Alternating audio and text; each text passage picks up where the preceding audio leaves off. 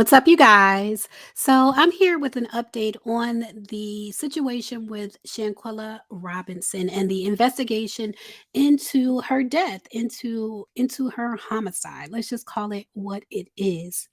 So, recently it was announced that the FBI is not going to further the investigation into Shanquella Robinson's death because the autopsy report has been released.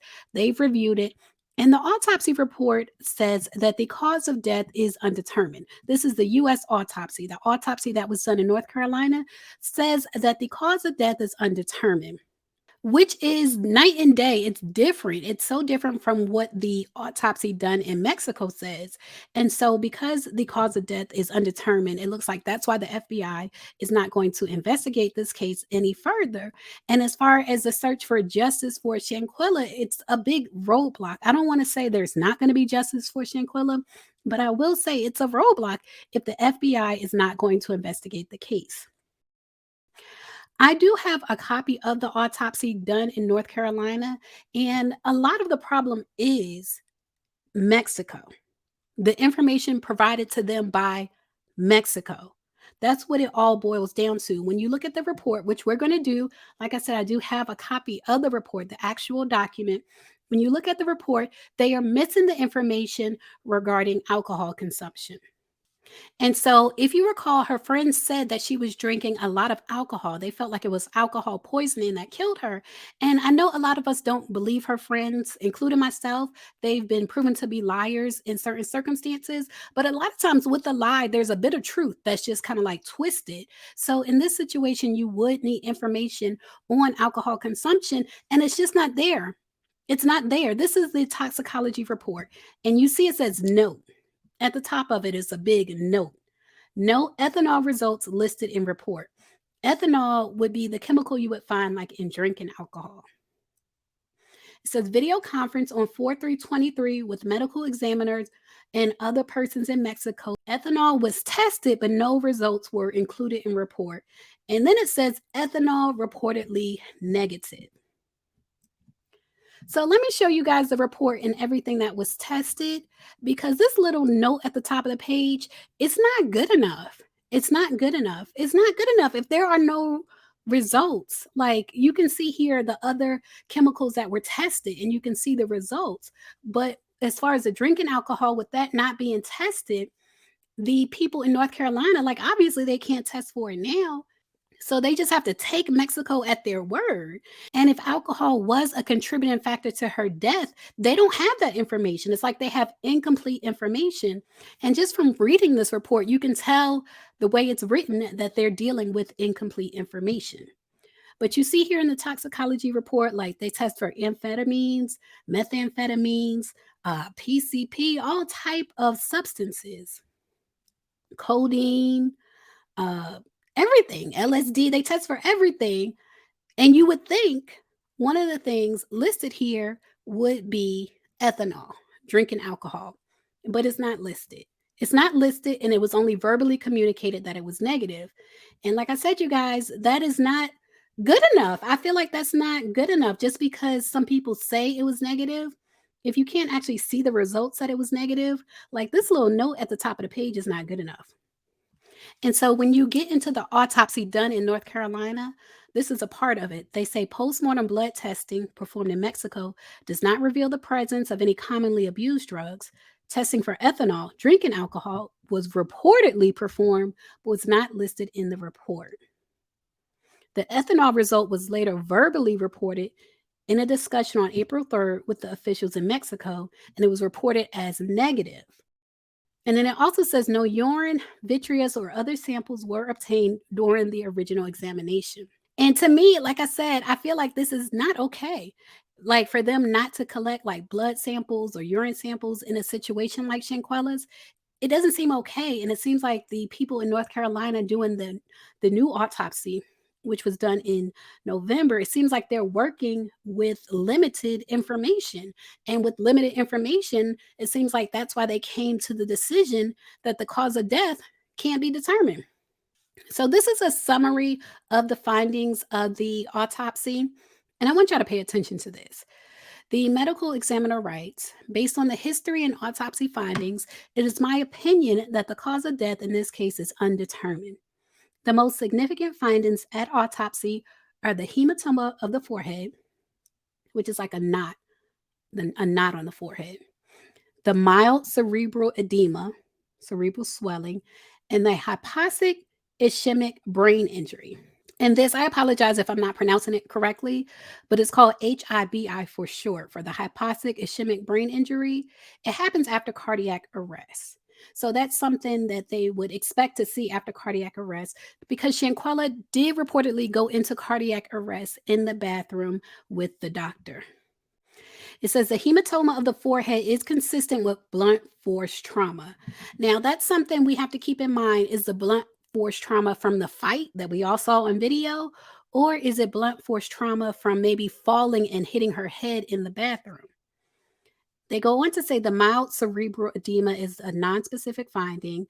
The HIBI changes to the brain are consistent with several hours of obtunded survival with inadequate blood flow such oxygenation to the brain.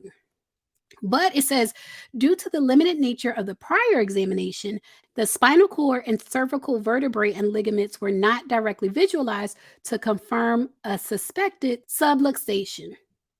And that's what the Mexican certificate of death that was issued for Shanquella. If you look in the middle where it says the cause of death, it says severe spinal cord injury and atlas luxation. But this autopsy says that in Mexico, the spinal cord and cervical vertebrae and ligaments were not directly looked at. They weren't directly visualized to confirm a suspected subluxation, which was disproven by this autopsy. So that's why I say I feel like the problem is Mexico because they're reporting information, but they didn't even look at those parts of her body. It says it wasn't visualized.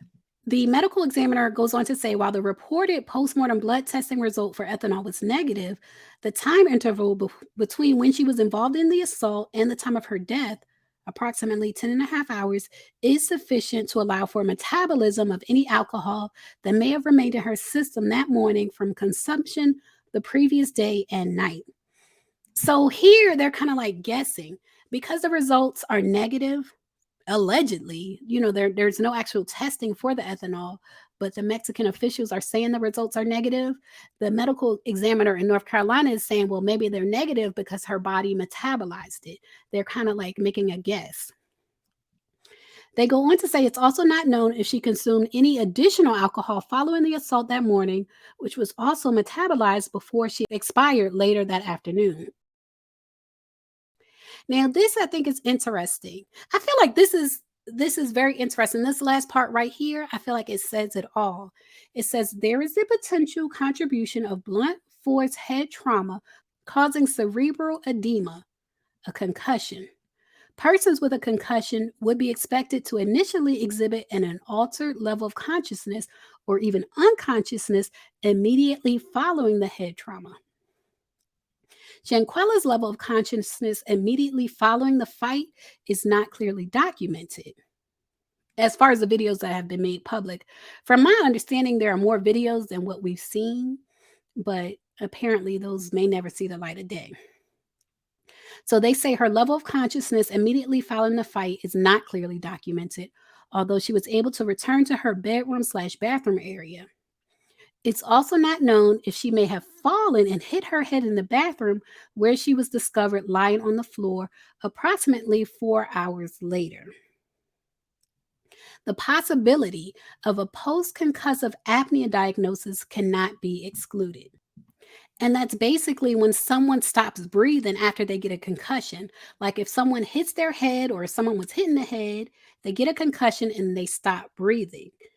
The research I was looking at says that contributions from both head injury and effects of alcohol on the brainstem can cause sudden death. Those two factors, head injury, like blunt force trauma to the head, and the effects of alcohol on the brainstem can cause sudden death and cerebral concussion. But because there's no information about the levels of alcohol in her body, the medical examiner is not able to say that that's the reason for her death. He's not able to say that. And he says the possibility, I wish I could highlight this, you guys. The possibility of a post concussive apnea diagnosis cannot be excluded. It can't be excluded. So it means this could have been the cause of death. It cannot be excluded. But again, they don't have the information regarding the alcohol. He goes on to say Shanquella never made it to a hospital prior to her death, and no vitreous fluid was collected or available for testing post mortem. Therefore, the extent of her dehydration slash potential electrolyte abnormality secondary to acute heavy alcohol use and contribution to her death is unknown. It's unknown. It's unknown. They don't know about her electrolytes. They don't know the extent of her dehydration. They don't know about the ethanol, the drinking alcohol in her system, because all Mexico gave them was an incomplete. If you ask me, this is an incomplete toxicology report with a note at the top. Like, that's how we doing things. That's how we're doing a toxicology report, with a note at the top saying I talked to so and so said it was negative. Like, that's not good enough for me. And it's affected the case to where now the FBI is not investigating it. They're not investigating it because in North Carolina, the medical examiner has said they don't know the cause of death. And clearly, they don't have all the information. So when you talk about femicide, why Mexico has a separate term, femicide, when women are killed in Mexico, from my research is so they can track it and see, is it investigated? Like, what actually happens when women are killed in Mexico? And I feel like they need to keep that term, because you can see here, like, a woman killed in Mexico, it's handled in a very sloppy manner. Like, they're saying there's atlas luxation, but it turns out they never even looked to see, like, they never even looked at her spine, they never visualized it. And then them saying verbally that there was no alcohol in her system, but they don't have any proof of that. Like, it's being handled very sloppily. And this is what happens. Like, this is the result. It's like a snowball effect. Now there's no investigation from the FBI into her death, no further investigation. But you guys, I also wanted to talk about this. You guys, I'd be so deep into this stuff. I'd be so deep into it. This is from the autopsy.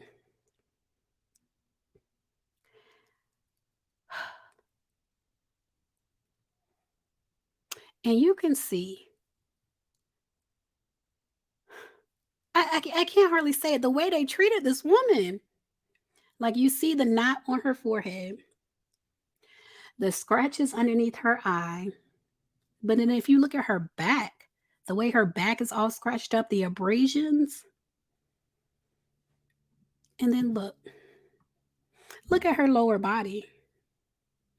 Look at her lower body. Those scribblings that you see, like he's redrawing the scratches. They scratched like her lower abdomen. They scratched all in between her legs. Like, this is terrible. This is terrible. It's terrible. I'm sorry, you guys. This is terrible. Basically, it sounds like the medical examiner is getting at maybe she was drunk and had a head injury, and a combination of the two may have been what took her life.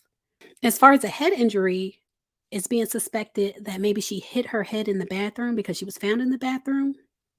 But to me, I feel like they should also suspect